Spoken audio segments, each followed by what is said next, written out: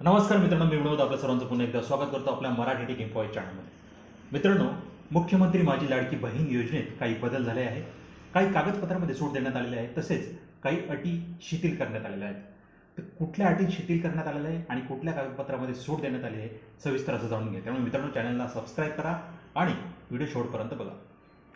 बघा मित्रांनो, एक नंबर आहे, सदर योजनेत अर्ज करण्याची मुदत ही 1 जुलै 2024 ते 15 जुलै 2024 पर्यंत ठेवण्यात आली होती. या मर्यादेत सुधारणा करण्यात येत असून सदर मुदत ही 2 महिने ठेवण्यात येत असून दिनांक 31 ऑगस्ट 2024 पर्यंत लाभार्थी महिलांना अर्ज करता येईल. तसेच 31 ऑगस्ट 2024 पर्यंत अर्ज करण्यात आलेल्या लाभार्थी महिलांना दिनांक 1 जुलै 2024 पासून दरमहा 1500 रुपये आर्थिक लाभ देण्यात येणार आहे. बघा मित्रांनो, काल मुख्यमंत्र्यांनी जसं सांगितलं की आता ही जी मुदत आहे ही 2 महिने ठेवण्यात आलेली आहे.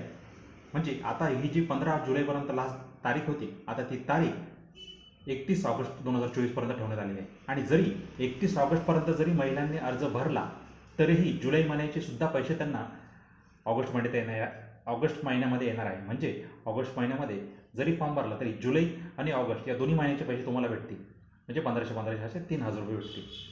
बघा मित्रांनो, दुसरा नंबरचा आहे, या योजनेच्या पात्रतेमध्ये अधिवास प्रमाणपत्र आवश्यक असल्याचे नमूद करण्यात आले होते. आता लाभार्थी महिलांकडे अधिवास प्रमाणपत्र उपलब्ध नसेल तर त्याऐवजी 15 वर्षापूर्वीचे रेशन कार्ड, मतदान ओळखपत्र, शाळा सोडल्याचे प्रमाणपत्र, जन्मदाखला या 4 पैकी कोणतेही ओळखपत्र किंवा प्रमाणपत्र ग्राह्य धरण्यात येणार आहे. बघा मित्रांनो, 2 नंबरचा मुद्दा काय आहे, 2 नंबरमध्ये ज्यांच्याकडे डोमिसाईल वगैरे नाही अशा महिलांना कागदपत्रामध्ये थोडी सूट दिली. कुठल्या जर तुमच्याकडे 15 वर्षापूर्वीचे रेशन कार्ड असेल किंवा मतदान ओळखपत्र असेल किंवा शाळा सोडल्याचे प्रमाणपत्र असेल. बघा मित्रांनो, इथं शाळा सोडल्याचे प्रमाणपत्र सांगितलं आहे. त्यानंतर चौथं आहे जन्मदाखला. या 4ही पैकी कुठलं तरी एक ग्राह्य धरण्यात येणार आहे. त्यामुळे मित्रांनो, हे जे टेन्शन होतं डोमिसाईलचं त्याचा खर्च आता कमी झालेला आहे. 3 नंबर आहे, सदर योजनेत 5 एकर शेतीची अट वगळण्यात आली आहे.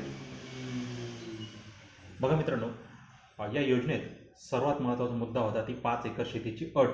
अनेक जणांना 5 एकर शेतीची अट खटपट करत होती. त्यामुळे मित्रांनो, आता मुख्यमंत्र्यांनी कालच्या सांगितलेल्या अधिवेशनामध्ये सांगितलं आहे की 5 एकरची जी शेतीची अट आहे ती आता याच्यातून वगळण्यात आलेली आहे. म्हणजे शेतीचा कुठलाही अट आता याच्यात राहिलेली नाही.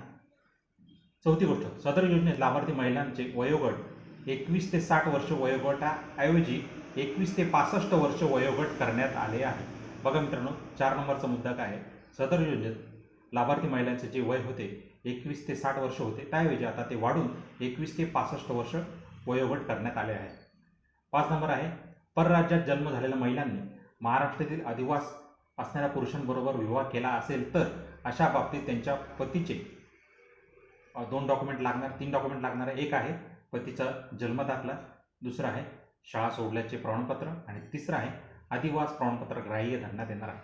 बघा मित्रांनो, परराज्यातील ज्या महिला आहेत त्यांनी जर महाराष्ट्रामध्ये एखाद्या पुरुषाशी विवाह केला असेल तर अशा बाबतीत त्यांच्या पतीचे पुरावा लागणार आहे, त्यांच्या पतीचा जन्मदाखला लागणार आहे, त्यांच्या पतीच्या शाळा सोडल्याचे प्रमाणपत्र लागणार आहे आणि डोमिसाईल ग्राह्य धरण्यात येणार आहे. 6 नंबर आहे, 2.5 लक्ष उत्पन्न दाखला उपलब्ध नसेल तर तुमच्याकडे उत्पन्नाचा दाखला उपलब्ध नसेल तर अशा कुटुंबाकडे जर पिवळे किंवा केशरी रेशन कार्ड असेल तर त्यांना उत्पन्न दाखला प्रमाणपत्रातून सूट देण्यात येत आहे. बघा मित्रांनो, ज्यांच्याकडे केशरी किंवा पिवळे रेशन कार्ड आहे अशांना उत्पन्न दाखला काढण्याची काही गरज नाही, त्यांना सूट देण्यात आलेली आहे. 7 नंबरचा आहे, सदर योजनेत कुटुंबातील एका पात्र अविवाहित महिलेला सुद्धा या योजनेचा लाभ देण्यात येणार आहे. बघा मित्रांनो, इथं अजून एक महत्त्वाची अपडेट आहे की सदर योजनेत कुटुंबातील एका मुलीला, जिचं लग्न झालेलं नाही अशा मुलीला सुद्धा याच्या योजनेचा लाभ देण्यात येणार आहे.